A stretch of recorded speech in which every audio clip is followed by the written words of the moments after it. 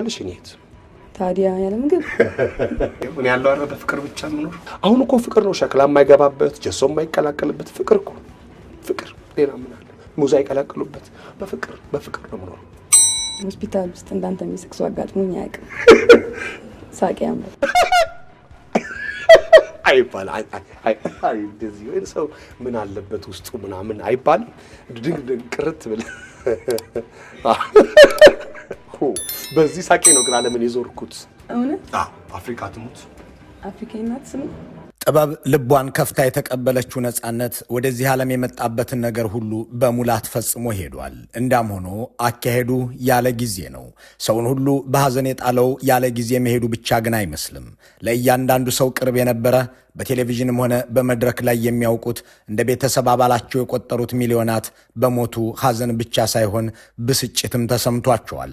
ከቤተሰብ አባላቸው አንዱ እንደጎደለ ሁሉ በቅርብ የሚያውቁትን አንድ ውድ ሰው እንዳጡ ሁሉ እዝንም ብስጭትም ያሉ ብዙዎች ናቸው። ነፂ ለምን ሞተ፣ ሳቃችን ለምን ሞተ፣ ሰዋችን ለምን ሞተ የሚሉ ሐዘንተኞች የዕድሜ ልዩነት የላቸውም። የጾታም እንዲሁ ብሔርና ሃይማኖትንም መስፈርት አላደረጉም። ከዚህ ሁሉ የጋራ ሐዘን ጀርባ አንድ እውነት አለ። እሱም ሰውነት ነው። ነጻነት ሰውነትን ኖሯል። በጋራ አስቆ በጋራ አስተምሮ ብቻውን ሄዷል። ስለ ነጻነት ሲነገር ሳቅ ያከታተለባቸው ቁም ነገር ያስቀመጠባቸው ኤፍቢአዮቹ ብቻ አይዘከሩም። ስለ እሱ ሲነሳ ቾምቤም ሆነ ሚስተር ኤክስና ያንቺው ሌባ ብቻቸውን አይነሱም። ነጻነት ፍሬሽማን ብቻውን አይወክለውም። ስለ ነጻነት ሲወሳ የሚነገረው ሰውነት ነው፣ የሚዘከረው ሰብአዊነትም ነው። የነጻነት ዓለም ሳቅ ብቻ አልነበረም የሚያስብለውም ይኸው ነው። በዚህ ጨፍጋጋ ዘመን ሳቅን ፈጥሮ ከሕፃኑ ጋር እንደ ሕፃን ከአዋቂዎቹም ጋር እንዲሁ ከታዋቂም ጋር እንደ ታዋቂ ሲነጋገር ነጻነት በነጻነት ነበር። ስሙን የሚመስለው ነጻነት ለዛ ነበረው፣ ዕውቀት ነበረው። ነጻነቱ ወርቅ ነህ፣ ወርቅ ችሎታ ነበረው፣ ክህሎትም ነበረው።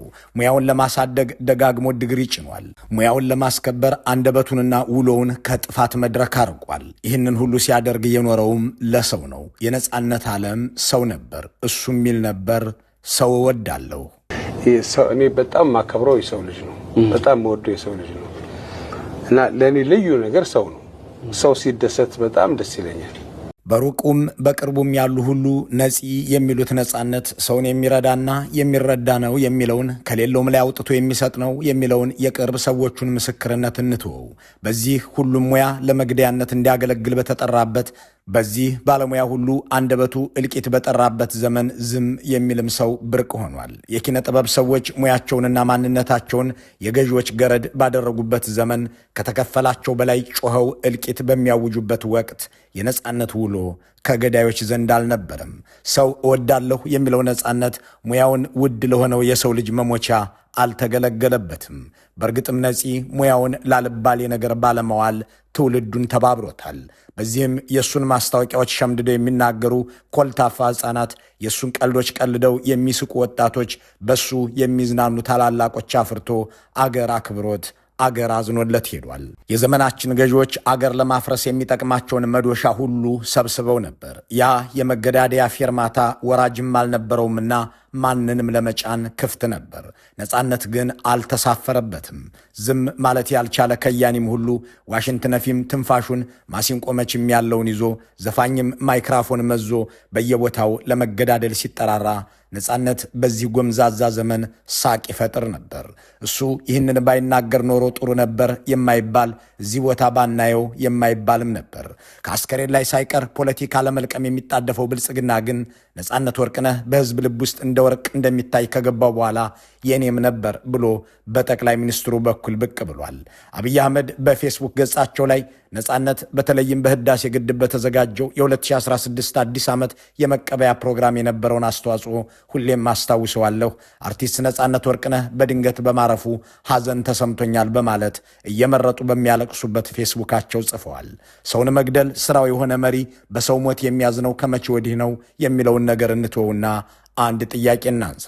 ነጻነት ወርቅነህ በሕይወት ዘመኑ የተቀበለው የ2016 አዲስ ዓመትን ብቻ ነው እንዴ? ለምንስ ያንን ቀን ብቻ መጥቀስ አስፈልጋቸው? በህዝብ የተጠሉት ብልጽግናዎች ነጻነት ወርቅነህ ከኛም ጋር ነበር ብለው ከሚወደው ህዝብ ፍቅር ለመሻማት ነው። ግዴላችሁም የናንተ ሰዎች እነ ደበበ እሸቱ፣ እነ አብራር አብዶ፣ እነ መስፍን በቀለ፣ እነ ሚካኤል በላይነህ፣ እነ ነዋይ ደበበ፣ እነ ችሮታው ከልካይ ናቸው። ነጻነት ወርቅነህ የኢትዮጵያውያን ሁሉ ውድ ልጅ ነው፣ ከእናንተ ጋር አታነካኩት የሚላቸው የለም። ጠቅላይ ሚኒስትር አብይ በየትኛውም ዘርፍ ለኢትዮጵያ ውለታ የዋለ ሁሉ የእሳቸውን አቅመቢስነት አሊያም ገዳይነት እስከተቃወመ ድረስ በበጎ ስሙ እንዳይነሳ አበክረው የሚሰሩ ሰው ለመሆናቸው የሙዚቃ ባለሙያው ኤልያስ መልካ ምስክር ነው። ኤልያስ የአብይ አህመድን አገዛዝ ዱርዬዎች የማይፈሩት መንግስት ነው ካለ ከጥቂት ወራት በኋላ ሲሞት የአዲስ አበባ ከተማ መስተዳድር ለሙዚቀኛው መታሰቢያ እንዳያቆም ከልክለዋል። በፌስቡካቸው ላይ ሐዘናቸውን የገለጹትን ባለስልጣኖችም እንዴት እኔን ዱርዬ እያለ የተሳደበን ሰው ሲሞት አዘንን ብላችሁ ትለጥፋላችሁ እያሉ ተቆጥተዋል። በወቅቱ የአዲስ አበባ ከተማ መስተዳድር ለኤልያስ መታወሻ አቆማለሁ ብሎ ቃል የገባውን እንዳይፈጽምም አድርገዋል። በቀብሩ ላይ የተገኙት ባለስልጣኖቻቸውንም ዱርዬ ያለኝ ሰውዬ ሲሞት ለምን ለቅሶ ሄዳችሁ እያሉ ሲቆጡ እንደነበር ተሰምቷል። ዛሬ ከነጻነት ሞት ላይ ከነጻነት አስከሬን ላይ ፖለቲካ ለመቃረም በተሰማሩበት ፌስቡካቸውም ላይ ስለ ኤልያስ መልካ አንዳች ነገር አልጻፉበትም ነበር። የኤልያስን ትችትና በወቅቱ የአዲስ አበባ ከተማ መስተዳድር ቃል ገብቶት የነበረውን አብይ አህመድ ያስቆሙትን ቃል እናስታውስ። ይሄ ነገር በጣም ያሳስባል። በጣም በየቦታው ሰው መፈናቀሉ ምናምንና ሌላው ይሄ ነገር በጣም መጀመሪያም ራሱ የኛ መንግስት ሲመጣ ኮንኖ ነው የመጣው። መታሰርን ሰው መቅጣትን በሙሉ እንደ ወንጀል ቆጥሮ እየኮነነ መጣ እና እዚያን ሰው ሁሉ መረድ ለቀቀው ማለት ነው። በኋላ ዱርዬ የማይፈራው መንግስት ገበባለጆች የማይፈሩት መንግስት መስርተ ኢንሳን ምን ነገር ሊፈጸም የሚችል ሀገር ነው ማለት ነውና ይሄ በጣም የሚያሰባሳት ነው። እንጸልያለን። መንግስት ግን ያው ዱርዬ የማይፈራው መንግስት ባለጌዎች የማይፈሩት መንግስት ነው ያለው ማለት ነውና ይሄ እኔ በጣም የምቃወመው ጽናል። እኛ ከተማ አስተዳደራችን የተነጋገርን ነበር። የሙያ ጓደኞቹ ጋር ሆነን ለሱ የሚመጥን ማስታወሻ ማድረግ አለብን ብለን ወሰንን። ይሄ ምናልባት በኖረበት አካባቢ ያለውን መንገድ መሰየም ሊሆን ይችላል። ምናልባት በኖረበት አካባቢ የሚሰሩ ቤቶችን የሰራናቸውን ኮንዶሚኒየም ቤቶች ብሎኮቹን በሱ መሰየም ሊሆን ይችላል። ይችን ተተቸው ብለው ነው እንግዲህ የኢትዮጵያ ዘመናዊ ሙዚቃ አባት የሚባልለትን ኤልያስ መልካን አንዳች መታሰቢያ እንዳታቆሙ በማለት የአዲስ አበባ ከተማ መስተዳድር ቃል የገባውን ሁሉ ያስጣሉት። ለአስከሬን ሽኝት ሊሄዱ የነበሩ ባለስልጣናትንም ያስቀሩት። ለቅሶ ላይ ተደብቀው የተገኙ ሹሞቻቸውን ጭምር የተቆጡት። በፌስቡክ ላይ ሐዘናቸውን የገለጹ ባለስልጣናትን የገሰጹት። ስለ ኤልያስ ህልፈት አንዲት ቃል በፌስቡካቸውም ያልጻፉት በዚህች በኤልያስ ትችት ምክንያት ነበር። ህዝብ ምርር ብሎ ያዘነለትን ነጻነትን ግን ከአስከሬኑ ላይ ለመሻማት መስከረም 2016ን ከሳቸው ጋር እንዳሳለፈና የአገዛዛቸው ቤተኛ እንደነበር ለማሳየት ጥረዋል። እንዲያም ሆኖ ነጻነት እንዳሉት አልነበረም። ሙያን ለሰው ማገልገያ የተጠቀመ፣ ዝናን ለሰው ማክበሪያ ያዋለ፣ ለትውልድ የሚቀር ሳቅ ትቶ የሄደ ነጻነት የአገር ሰው የአገር ሀብት ነበር። በእርግጥም ነጻነት ከአጽናፍ እስከ አጽናፍ የሚወዱትን የሚያከብሩትንና የሚያዝኑለትን ሰዎች የፈጠረ፣ እኔን የኔ ልጅ ብለው አያሌ እናቶች የሚያዝኑለት፣ ወይኔ ወንድሜን ብለው የሚያነቡለት ሚሊዮኖችን አፍርቷል። ከአስከሬን ፖለቲካ መልቀም የሚፈልጉት ብልጽግናዎች የራሳቸውን ሰው አምና ደበበ እሸቱን ቀብረዋል። ህዝብ በቀብሩ ላይ ሳይገኝ እነ ታዬ አጽቀሥላሴ፣ እነ አዳነች አቤቤ፣ እነ ለገሰ ቱሉ፣ እነ ዳንኤል ክብረት፣ እነ ነብዩ ባዬ፣ እነ ሰላማዊት ካሳ፣ እነ ከበደ ደቅሲሳ ደበበን ሲቀብሩ፣ ዘንድሮ ግን ነጻነትን ህዝብ ማቅ ለብሶ ሲሸኘው ታይቷል። ከአንድ ጸረ ሰው አገዛዝ ጋር መተሻሸት አሸኛኘትን እንደ ደበበ ያደርጋል። ሙያን ለህዝብና ለማህበረሰብ ግንባታ ብቻ መዋል ደግሞ እንደ ነጻነት ያስከብራል። ነጻነትና ደበበ ሁለቱም የተሰማሩበት ሙያ አንድ አይነት ነበር። እንደውም ደበበ የነጻነትን ዕድሜ እጥፍ ኖሮ ከነጻነት ዕድሜ በላይ በሙያው ውስጥ ኖሯል። ይሁን እንጂ አሟሟታቸው ለየቅል መሆኑን ትውልዱ ታዝቧል። ለህዝብ ህዝብ ከህዝብ ጋር በነጻነት ለነጻነት የኖረው ከአንደበቱ አንዳች ክፋት ከስራው አንዳች ጥፋት ያልተሰማበት ነጻነት በህዝብ እንባና ሐዘን ተሸኘ። ኑ ሰውን እንብላ ሲል የነበረው ደበበ ደግሞ እንደ ቦደል በካሳ እፍኝ በማይሞሉ ሰዎች ተቀብሯል። ለዚያውም በብልጽግና ሹሞች። አሟሟቴን አሳምርልኝ በሚል አገር ውስጥ የኖረው ነጻነት በእርግጥም ህይወቱን ፍጻሜው እንዲያድርጎታል። በአገር ልጆች መከራ ላይ ቢያንስ ከበዳዮች ጎን አልቆመምና በዚያ ሰፈር ሆኖ አለመታየት እንደ ነጻነት ያስደርጋል። ሙያቸውንም ወገናቸውንም ጠብቀው የኖሩ ሰዎች ምን እንደሚመስሉ እንዴት እንደሚከበሩም ነጻነት አሳይቷል። ሰውን አክብሮ የኖረው ነጻነት በሰው ተከብሮ ኖሯል። ለሱ በእርግጥም ሰው ክቡር ፍጡር ነበር።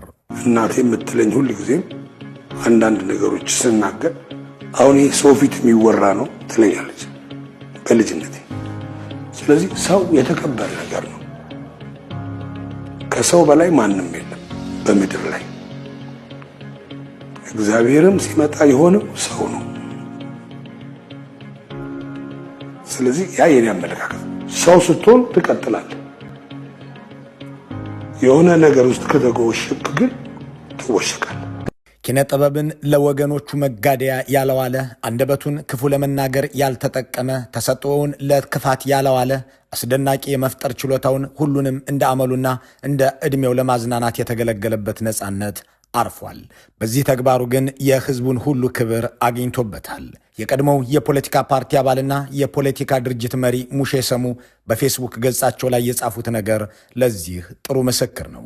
አቶ ሙሼ እንዲህ አሉ። የነጻነት ወርቅነህ ህልፈት ከጥቂቶች በስተቀር ወጣት፣ አረጋዊ፣ ሴት፣ ወንድ፣ ብሔር፣ ብሔረሰብና ሃይማኖትን ሳያማክል ሁላችንንም ሐዘንና ጸጸት ውስጥ የከተተና ያስተባበረ መንፈስ ፈጥሯል። የጥላቻ፣ የክፋት፣ የዘርና የሃይማኖት ልዩነት የሁሉም ነገር መለኪያና ሚዛን በሆነበት በዚህ ዘመን ይህ እንዴት ሊሆን ቻለ? የሁላችንም ጥያቄ መሆን አለበት። ነጻነት ወርቅነህ ግለሰብ ነው። ነገር ግን እንደ ዜጋ፣ እንደ ህዝብ፣ እንደ ሀገር በህይወት ከነበረበት ዘመን በላይ በህልፈተ ህይወቱ ሊያስተባብረን የቻለ ኃይል ነበረው። ነጻነት በህይወቱም በሞቱም ትልቅ ትምህርት ሰጥቶን በክብር ያለፈው ከህፃኑ ጋር ህፃን፣ ከወጣቱም ጋር ወጣት፣ ከሴቱ ጋር ሴት፣ ከወንዱ ጋር ወንድ፣ ከብሔሩ ጋር ብሔር መሆን በመቻሉ ነበር። እኔ እስከማውቀው ድረስ ጥላቻ፣ ክፋት፣ መድሎ፣ ማግለልና ልዩነት በነጻነት ወርቅነህ ህይወት ውስጥ ቦታ አልነበራቸውም። ሰውን በሰውነቱ አክብሮ ወዶና አፍቅሮ ሙያውን ተክኖ ስቆና አስቆ ዘና ብሎና ዘና አድርጎ መኖር የቻለ ምርጥ ዜጋ በመሆኑ ሐዘኑን ሐዘናችን፣ ፈተናውን ፈተናችን አድርገን እንዘክረው ዘንድ አስተባብሮናል እያለ የሚቀጥለው የአቶ ሙሼ ሰሙ ንግግር በትክክልም ነጻነት ሰውን መውደድ ሲለው የነበረው የህይወት መርሁ እንደነበር የሚመሰክር ነው። ጉልበት፣ ስልጣን፣ ዘመንና ገንዘብ እጃቸው ላይ የገባላቸው ሰዎች ሰውን በማንነቱ እየመረጡ በአመለካከቱም እየለዩ ለመግደልና ለማጋደል ሲጠሩ በተለይ የኪነ ጥበብ ባለሙያዎች ሁለት ዕድል አላቸው። አንዱ እንደ ነጻነት መሆን ነው። ሁለተኛው እንደ ምኒልክ ወስናቸው። እንደ ነጻነት ወርቅነህ ማለት ዝም ማለት፣ ከገዢዎች ጎራ ተሰልፎ አለመታየት ነው። ኪነ ጥበብን ለጦር ሜዳ ሳይሆን ለመድረክና ለተደራሲያን ማድረስ ማለት ነው። እንደ ምኒልክ ወስናቸው መሆን ማለት ደግሞ ለገዳዮች ሙያዬን አልገብርም ብሎ አስከፊ ህይወትን እስከ መጋፈጥ መድረስ ነው። ድምፃዊ ምኒልክ በደርግ ዘመን ለአብዮቱ ዝፈን የሚል ትዕዛዝ መጣበት። ለአብዮቱ መዝፈን ማለት ለቀይ ሽብር መዝፈን ነው አለ። ከዚያም አሰሩት። ከዚያም አገሩን ጥሎ ጠፋ። ምኒልክ በ1980ዎቹ ከሰጠው አንድ ግሩም ቃለ ምልልስ ጥቂት እናስደምጣችሁ። እኔ ሀገሬን ጥዬ የወጣሁት ብዙ ችግሮች ናቸው። አንደኛ ችግር የቀይ ሽብር አደጋዎች በሚበዙበት አካባቢ፣ እንዳውም ሰውየው ትዝ ይለኛል በቀበሌ 14 አብተ ጊዮርጊስ ድልድይ አካባቢ የሚኖር አስሮኝ ነበረ። ቀይ ሽብርም ሊያደርግብኝ የነበረበት ጊዜ ዶክተር አለሙ ነው ያዳነኝ ከዛ ከሞት እና ለዚህም ብዙ ሰዎች ምስክሮች አሉ። እና ከእኔም ጋር የታሰሩትን ልጆች እንዳጋጣሚ ሌሊቱኑ ገድሏቸው አድሮ እኔ ጠዋት በመሰማበት ጊዜ በቃ እኔነቴን እስከ መጥላት ድረስ ደረሱ። እና ሁለተኛው ነገር ደግሞ በየመንገዱ በየዛን ጊዜ የማያቸው የሰው ልጆች በየመንገዱ እየሞቱ በማይበት ጊዜ ሰውነቴን መቆጣጠር እስከ ማቃት ደረጃ ደርሼ ነበር። እና የሁሉ ስቃይ ከማየት አገሬን ጥዬ ብጠፋና የትም ሀገር ብኖር ይሻላል በሚል ከኢትዮጵያ ወጥቼ ወደ ሱዳን ሀገር ኖር ነበር። ይሄም አብዮት ዘፈን ካልዘፈንክ በሚል ነገር። ለመስፈን አልፈለክም ነበር አንተ? አልፈለኩም። ምክንያቱም ምን ነበር?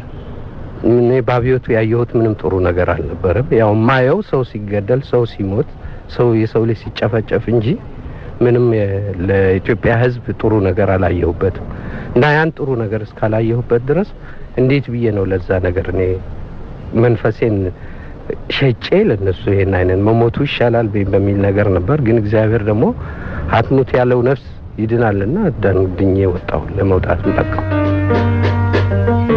የአገር ልጆች በሚገደሉበትና በሚገዳደሉበት አገር በሚፈርስበት የእርስ በርስ እልቂት ውስጥ አለመሳተፍ እንዲህ በኩራት ለመናገር ያበቃል። ሐቀኛ የኪነ ጥበብ ሰው በችሎታው የሚተማመን ከያኒ ምኒልክን ይመስላል የሚያስብለውም ይኸው ነው። ተከብሮና ተወዶ መኖር ደግሞ በሞቱም ለማስተባበር ነፃነትን መሆንም ይጠይቃል የሚያስብለውም ይኸው ነው። በሐመል የለውም ታውቂያለሽ። እሺ ምን ልታዘዝ? አረ ምን እንታዘዝ? እኛ ራሳችን ደውላችሁልን ነበር። ዲሽ የምትሰራው ልጅ ነህ እንዴ? ዲሻችን ተበላሽቶብናል። ቆየ 20-30 አመት 30 ደቂቃ 30 ደቂቃ ካለም ከተቆራረጣችሁ እኔ ልቆራረጥ፣ እኛ እንቆራረጥ። አይደገምም። በህዋ ሳይንስ ስም ይቅርታ ጠይቅሻለሁ። በናሳ ስም ይኸው ዋይት ሃውስ ፔንታጎን ምስክሬ ነው። ቃል እገባልሻለሁ። ድጋሚ መንደሮን አለች ዓለማችን እያንዳንዱን ሰው ከቴክኖሎጂ ጋር እኩል ለማራመድ ነው እቅዳችን። እንዲህ እየተገፋፋችሁ እንዲህ በጣም ኮሚክ ነህ። አስቀህ ቁም ነገር የነገርከን የኖርክባትን አጭር ዘመን ውብ ነገር ለመስራት የተጠቀምክባት ነፃነት ሆይ በዚህ በእንባ ዘመን ሳቅ የፈጠርክልን ወንድማችን ሆይ ነፍስህ በሰላም ትረፍ።